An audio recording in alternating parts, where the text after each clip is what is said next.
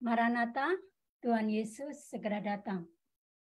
Saudara-saudara yang dikasihi di dalam Tuhan kita Yesus Kristus, banyak orang itu pada umumnya itu mereka masih bingung mengenai topik seperti ini ya. Kenapa kok Allah bisa berubah menjadi manusia dan kemudian Allahnya orang Kristen itu kok bisa mati? Tetapi sebenarnya saudara-saudara, istilah tepatnya itu adalah Allah mengambil tubuh manusia, bukan Allah itu berubah menjadi manusia. Karena Allah itu bukan tukang sulap gitu ya. Terus kemudian Allah berubah menjadi manusia. Saudara-saudara, orang Kristen itu masih banyak yang bingung dengan pengajaran inkarnasi. Tetapi saudara-saudara, sebenarnya inkarnasi itu adalah salah satu pengajaran utama di dalam kekristenan.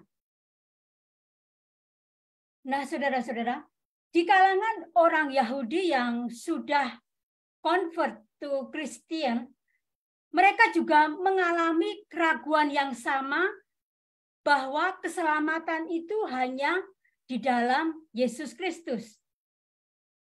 Makanya saudara-saudara, penulis kitab Ibrani itu berusaha untuk meyakinkan orang-orang Ibrani yang sudah masuk Kristen itu mengatakan bahwa Yesus itu lebih tinggi dari malaikat. Kenapa saya bisa berkata begini? Saudara bisa membaca di dalam Ibrani 2 ayat 12 sepertinya. Karena saudara-saudara, orang Yahudi itu mempunyai pengertian seperti ini, bahwa malaikat sebagai makhluk roh itu mempunyai derajat dan posisinya itu lebih tinggi dari manusia. Tetapi kenapa manusia Yesus yang itu adalah lebih tinggi dari malaikat? Kemudian orang Yahudi juga berkata begini, kalau Yesus Kristus itu adalah Mesias, kenapa Yesus yang Mesias itu harus disalibkan dan harus mati? Karena apa saudara-saudara? Konsep Mesias bagi orang Yahudi, Mesias itu adalah mulia. Mesias itu adalah Allah, maksudnya Mesias itu adalah pribadi yang mulia dan berkuasa. Jadi saudara-saudara, penulis Ibrani itu berusaha untuk mengajarkan kepada orang-orang Yahudi yang sudah menjadi Kristen itu tentang Yesus yang mengambil rupa manusia untuk menyelamatkan manusia yang berdosa. Mari kita baca di dalam Ibrani 2 ayat 14 sampai 15. Pendeta Wanda akan membacakannya.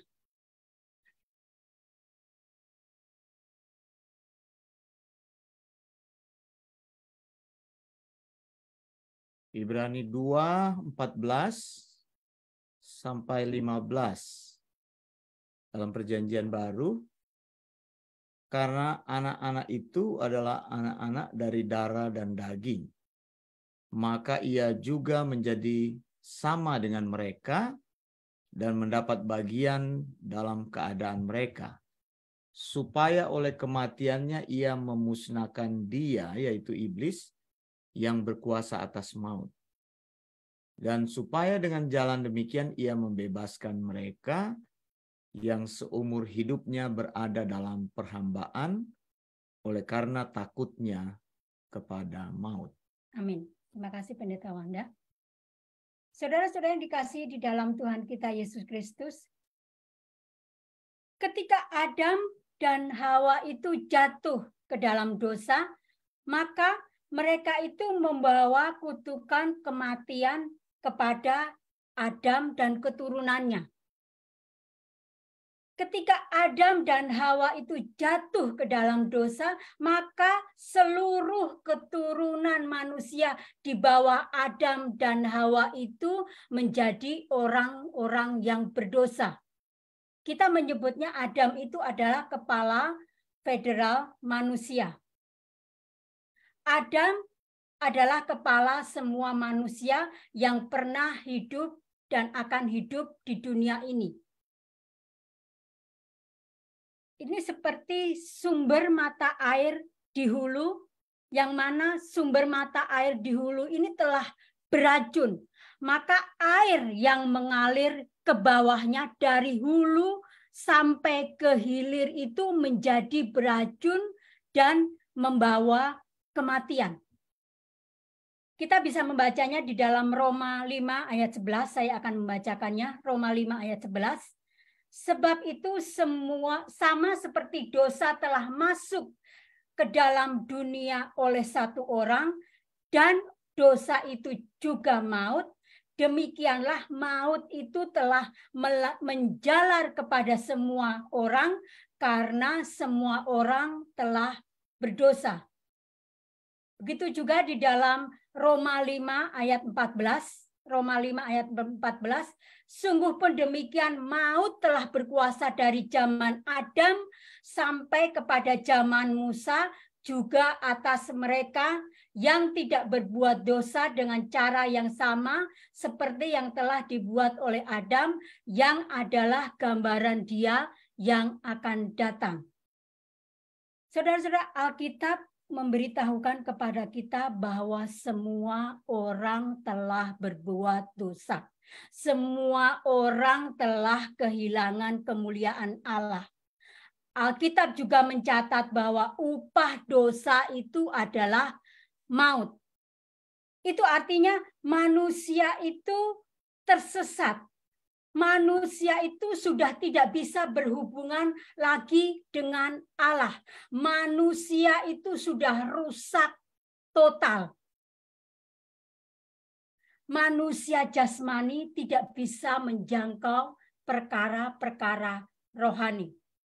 Termasuk tidak bisa mengenal Allah, yang Allah itu adalah pribadi roh.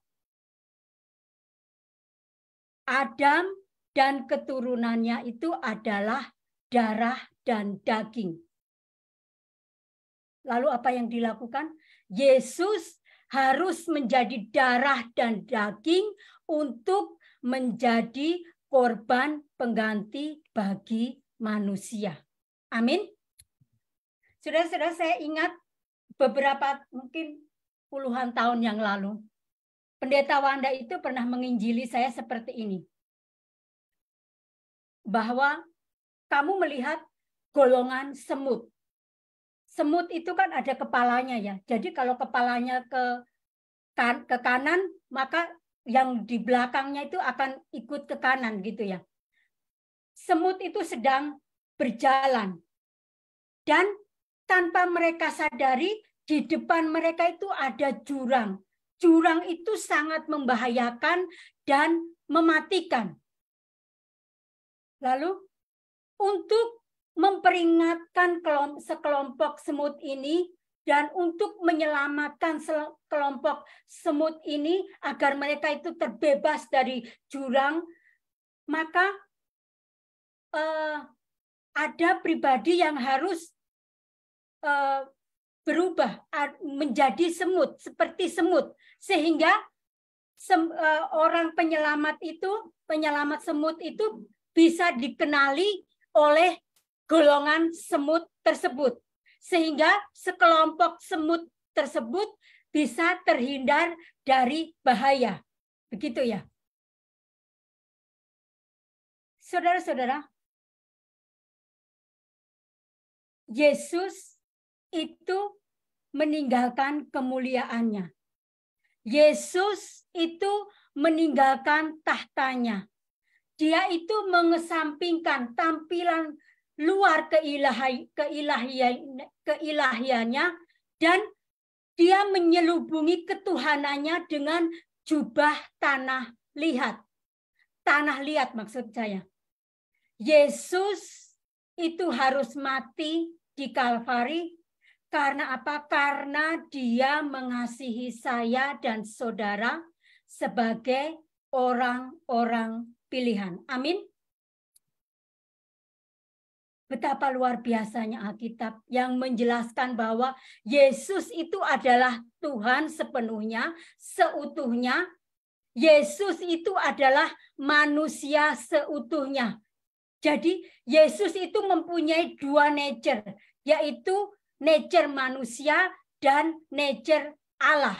Hypostatic union. Dan saudara tahu, dua nature ini ada di dalam diri Allah, dan dua nature ini tidak bisa dipisahkan. Saudara-saudara, inkarnasi artinya inkarnis. Artinya apa? Allah mengambil tubuh manusia. Di dalam diri Tuhan Yesus itu ada dua nature, yaitu Allah dan manusia.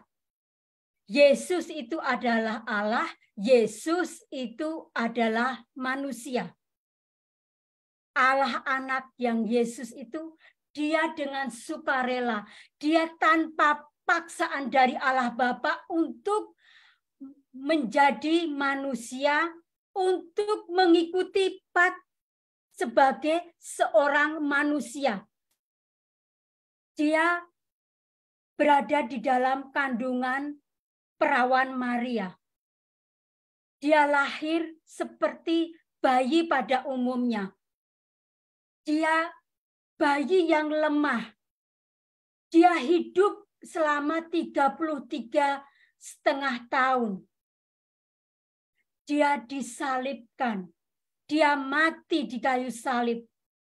Dia melakukan itu semua karena kasih Tuhan kepada kita. Amin. Saudara-saudara, ketika Yesus berada di dunia ini, Yesus itu benar-benar manusia. Yesus mengalami, Yesus melewati semua yang dirasakan untuk menjadi manusia. Tetapi saudara-saudara, Yesus itu tanpa dosa atau sinless selama dia itu hidup di bumi ini. W.G.T. Seth di dalam buku Dogmatic Theology, dia mengatakan bahwa Yesus itu sinless, tidak mempunyai dosa. Yesus itu tidak mempunyai kesanggupan untuk berbuat dosa. Itu tadi malam yang diterangkan oleh Pendeta Wanda, non posse peccare. Jadi saudara-saudara, sebagai anak Allah, Yesus Kristus ketika berada di dunia ini, dia berhadapan dengan pencobaan yang nyata. Tetapi saudara-saudara, pencobaan-pencobaan tersebut tidak pernah bisa mengalahkan Yesus. Karena Yesus itu tidak ada keinginan untuk berdosa. Yesus bukan hanya sanggup untuk mengalahkan semua pencobaan-pencobaan, tetapi dia juga tidak bisa dikalahkan oleh pencobaan itu. Amin. Amin. Saudara-saudara yang dikasihi di dalam Tuhan kita Yesus Kristus. Amin. Yesus pernah merasakan perasaan-perasaan yang dimiliki oleh manusia. Yesus pernah mengalami hal-hal yang harus dilewati oleh manusia, harus dialami oleh manusia. Yesus selama di bumi ini pernah merasa lapar. Yesus pernah haus. Yesus pernah menangis, bersedih. Dia pernah bersukacita. Bahkan dia pernah marah. Dia bahkan mengalami yang namanya trouble in spirit. Di dalam Yohanes 13 ayat 21. Pendeta Wanda bisa membukakan ayat Yohanes 13 ayat 21. Karena ini ada yang salah Tuhan, ada yang salah saudara-saudara dalam terjemahan lain ini. Yohanes 13 ayat 21 ya. Ini memang kita harus periksa terus kitab lain ya, supaya kita tidak salah mengerti. Saya Kita share. Yohanes 13 ayat 21 saya akan membacakannya ya. Setelah Yesus berkata demikian, ia sangat terharu. Lalu bersaksi, aku berkata kepadamu, sesungguhnya seorang di antara kamu akan menyerahkan aku. Saudara-saudara, di dalam lay itu dikatakan terharu. Tetapi kalau di dalam bahasa Inggris itu adalah trouble in spirit. Ini salah saudara-saudara. Kalau saudara membaca ayat berikutnya, di situ dikatakan bagaimana mungkin Tuhan Yesus itu terharu. Sedangkan dia tahu kalau ada salah satu muridnya itu akan mengkhianati dia. Jadi yang benar, terjemahan yang benar itu, Yesus itu mengalami kegelisahan di dalam rohnya. Dia mengalami gelisah di dalam rohnya. Dia mengalami kesusahan di dalam rohnya. Dia mengalami mungkin kekecewaan di dalam rohnya. Begitu ya saudara-saudara, kita harus kita harus waspada, kita harus lebih teliti ketika kita menggali ayat-ayat Alkitab. Saudara-saudara, tidak ada kelemahan dan pencobaan manusia yang tidak bisa ditaklukkan oleh Kristus. Bahkan di satu titik ketika Tuhan Yesus itu menuju Kalvari, Tuhan Yesus dihina, dicaci, dimaki, difitnah, sampai dibunuh. Padahal tidak ada satu kesalahan pun yang dia lakukan. Mungkin itu sebabnya Yesus itu disebut sebagai manusia yang paling hina dan sengsara. Manusia yang paling rendah sepanjang sejarah kehidupan. Kristus mengerti bagaimana rasanya menjadi manusia. Itulah sebabnya saudara-saudara, Kristus memanggil saya dan saudara itu sebagai saudara-saudara Kristus. Bukankah ini hal yang luar biasa? Kita itu saudaranya Tuhan. Saudara bisa membacanya di dalam Ibrani 2 ayat 11. Sekali lagi, Kristus tahu semua yang kita rasakan. Kristus tahu semua yang kita alami karena dia pernah mengalami semua hal tersebut. Contoh ketika saudara bangun pagi dan saudara pikir itu akan menjadi hari yang melelahkan, hari yang sangat stres. Kristus tahu. Ketika saudara mengalami masalah, saudara merasa saudara tidak mampu, bahkan saudara akan menyerah. Tuhan Yesus tahu apa yang sedang engkau rasakan. Tuhan Yesus tahu apa yang sedang engkau hadapi. Yesus tahu, saudara-saudara. Percayalah, dia akan menguatkan saudara. Dan bersama saudara, bersama Yesus, saudara bisa melewati semua tantangan di dalam kehidupan ini. Amin. Amin.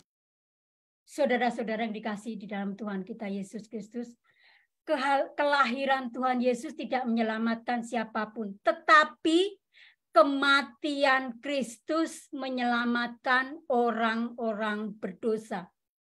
Bukan kelahirannya atau hidupnya, tetapi kematiannya yang membawa kepada kita keselamatan dan membebaskan kita dari kematian rohani yang kekal. Amin. Amin. Saudara yang dikasihi di dalam kita Yesus Kristus, tanpa Tuhan Yesus berinkarnasi maka tidak ada gospel. Sekali lagi saya mau tegaskan, tanpa Tuhan Yesus itu berinkarnasi maka tidak ada gospel. Ini adalah suatu fakta yang luar biasa bahwa inkarnasi anak Allah itu untuk hidup bersama-sama dengan manusia dan mempersembahkan dirinya sebagai korban pengganti untuk saya dan saudara. Amin. Satu lagi. kematian Kristus di atas kayu salib serta kebangkitan Yesus di atas kayu salib itu adalah sentral Christianity. Tanpa kematian dan kebangkitan Kristus, maka tidak ada keselamatan. Satu lagi saya mau tegaskan. Tanpa kematian serta kebangkitan Kristus, maka tidak ada salvation atau keselamatan. Tanpa kematian dan kebangkitan Kristus, maka manusia itu masih berada dan hidup di dalam dosa, serta masih berada di dalam penghakiman Allah. Saudara-saudara, mari kita baca lagi di dalam Ibrani 2 ayat 14b. Supaya oleh kematiannya ia memusnahkan dia, yaitu iblis yang berkuasa atas maut. Saudara-saudara, di dalam Alkitab terjemahan bahasa Inggris ada beberapa ya, di King James Version, KJV, atau di banyak sekali saudara-saudara. Di situ dikatakan mereka itu menggunakan kata destroy sama dengan lay. Maka lay menerjemahkan memusnahkan. Tetapi saudara-saudara, kata yang paling tepat di situ adalah render. Dari kata Yunani katargeo. Render atau di dalam bahasa aslinya itu adalah katargeo, itu artinya bukan memusnahkan saudara, bukan menghancurkan, yaitu untuk menghancurkan sepenuhnya, dengan demikian menyebabkan itu tidak ada lagi. Tetapi render atau katarge itu berarti membuat tidak berdaya, membuat tidak aktif, membuat tidak beroperasi. Saudara-saudara, kematian Kristus di atas kayu salib itu sudah mengalahkan dan menghakimi iblis. Saudara, keberadaan iblis itu belum dilenyapkan di bumi ini. Tetapi saudara-saudara, kuasa dan otoritas iblis atas orang-orang yang sudah diselamatkan di dalam Yesus itu menjadi tidak berdaya. Kuasa dan otoritas iblis atas orang percaya itu tidak berfungsi, tidak beroperasi lagi karena kayu salib. Yesus sudah membebaskan kuasa maut orang-orang pilihan. Amin. Amin. Tetapi saudara-saudara, iblis saat ini memang masih ada. Makanya iblis itu mencari pengikut sebanyak-banyaknya agar dia itu mempunyai teman ketika dia itu di neraka di dalam penghakiman yang kekal. Saudara-saudara, sedangkan semua orang yang belum percaya itu, mereka itu tidak sadar bahwa mereka itu masih berada di dalam cengkraman iblis. Karena apa? Iblis itu adalah dewa atas dunia ini. Dan orang-orang yang belum percaya kepada penebusan Kristus itu, mereka itu berjalan di bawah otoritas iblis. Saudara-saudara yang dikasih di dalam Tuhan kita Yesus Kristus, kita melihat banyak sekali ya, di gereja-gereja tertentu ada pertunjukan pengusiran setan di dalam kebaktiannya. Mereka itu berkata, kami ikat, kami tengking, kami injak engkau iblis di dalam nama Yesus. Kami injak-injak engkau, kami hancurkan engkau, kami lemparkan engkau iblis ke dalam jurang maut. Mereka itu seolah-olah merasa diri mereka itu hebat. Seperti mereka itu menginjak-injak kecoa. Saya paling benci dengan kecoa itu. Menginjak-injak kecoa, lalu memelintir-melintir seolah kecoanya itu belum mati begitu ya. Tetapi beberapa waktu kemudian orang yang dengan gagah, dengan suara lantang berkata, aku menginjak-injak engkau iblis, aku menghancurkan engkau iblis, aku melemparkan engkau iblis ke dalam jurang maut. Mereka itu jatuh ke dalam dosa. mereka itu berbuat dosa, mereka itu menipu, mereka itu mencuri, mereka itu berzina. Loh, ini gimana ini?